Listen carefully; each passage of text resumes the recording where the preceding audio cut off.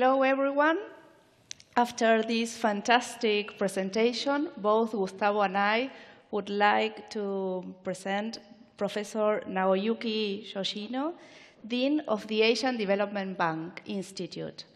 The ABDI, together with the Japan Institute for International Affairs and the Institute for International Monetary Affairs, will be the think tanks that will be chairing the T20 Japan process. Professor Yoshino, it's been a couple of months since we met in Berlin for our Troika meeting, where we discussed all the chairing process and we shared our experiences. We know that a lot has happened since then, and you've been really busy preparing for your presidency. Would you like to share with us and the audience what are the key milestones and the agenda that you prepared for the Japanese process since 1st of December this year? Yeah, thank you very much.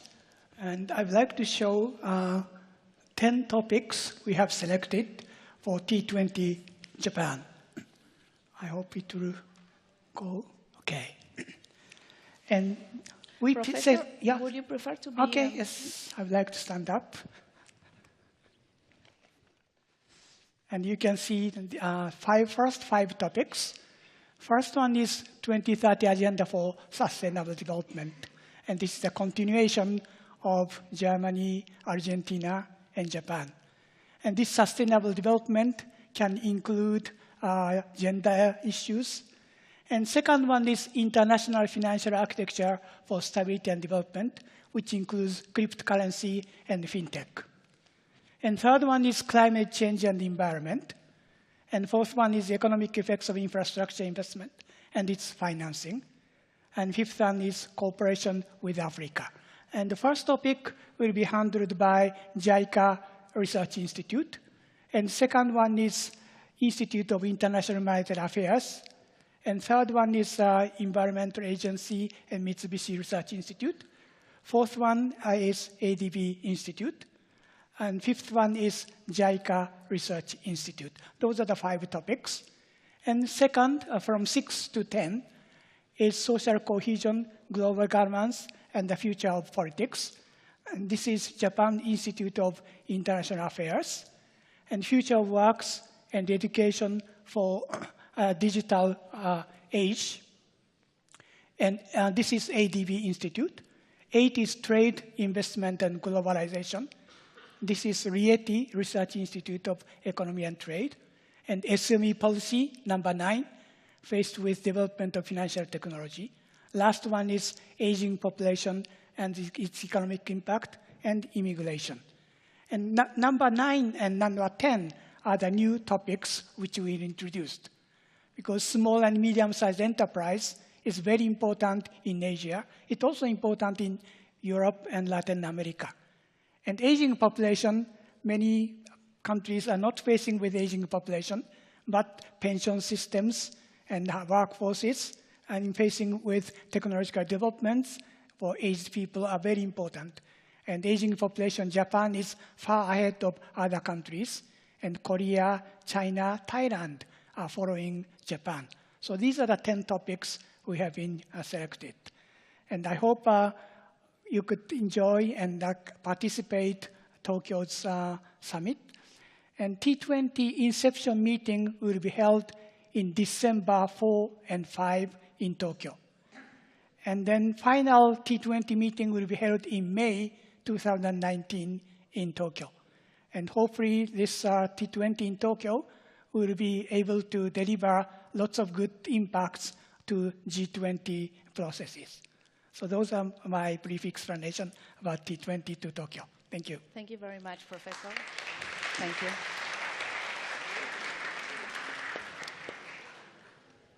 We have received a lot of questions for you as our next president of the Troika, and perhaps we would like to take this opportunity to ask them.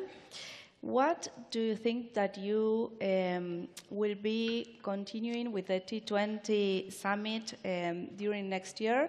And what have you taken from T20 Argentina summit and our presidency? T20 Argentina was well equipped and well prepared. And there are 2 big halls and also separate rooms for discussions. In big halls that we can listen to very big audiences and big topics, but each session we are separated and specialists are focusing on each topic. I think in small rooms there are lots of discussions in detail, and large rooms are much, much bigger views. I think those balance between the 2 went very well. And CARI and CIPPEC are coordinated very well together. And I heard 68 countries gathered together, not only Latin America, but also all the globes. In T20 Tokyo, we'll be focusing a little bit more on Asia. And this conference is mainly focusing on Latin America and global issues, but Asian issues are slightly different from Latin America. So I hope our Tokyo meeting, you'll learn about what is going on in Asia and also the characteristics of Asian economy. Thank you very much. The second. Professor, how will the T20 engage with the G20 in 2019? G20 forces are mainly handled by Ministry of Finance and Ministry of Foreign Affairs in Japan. And T20 are think tank meetings, but we have been closely coordinated, connected with G20 forces, so especially Ministry of Finance, Ministry of Foreign Affairs. We have had already 2 meetings with us.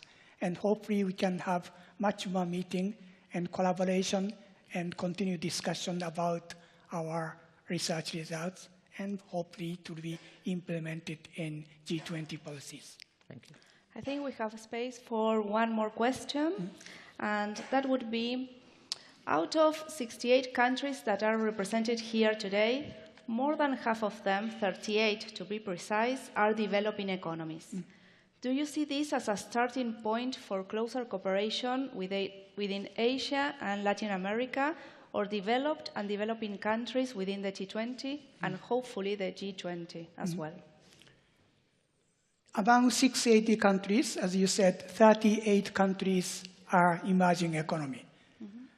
And topics which is slightly different from emerging economy and matured economies. And there are common topics and different topics. For example, infrastructure investment.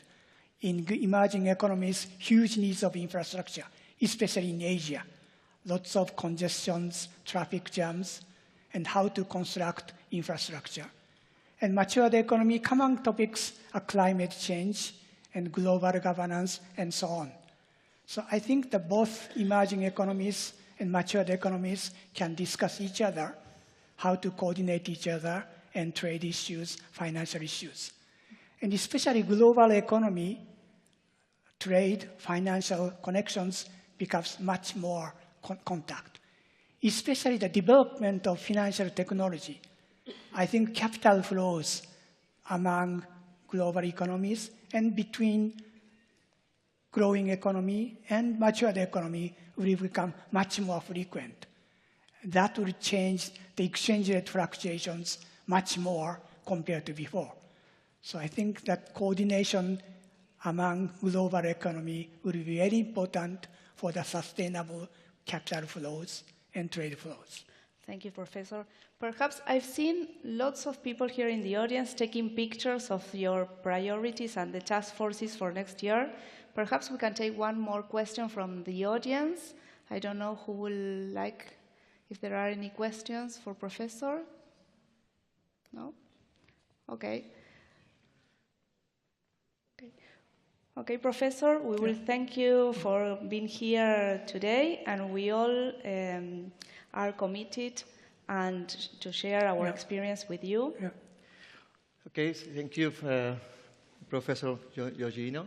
And I would like to say on behalf of our institution, CARI and CIPPEC, that we wish you a successful presidency, T20 presidency next year. And please, you know that you can always count on us to help you as a member of the Troika 2019. Thank you very much. Thank you very much. Thank you very much. Thank you.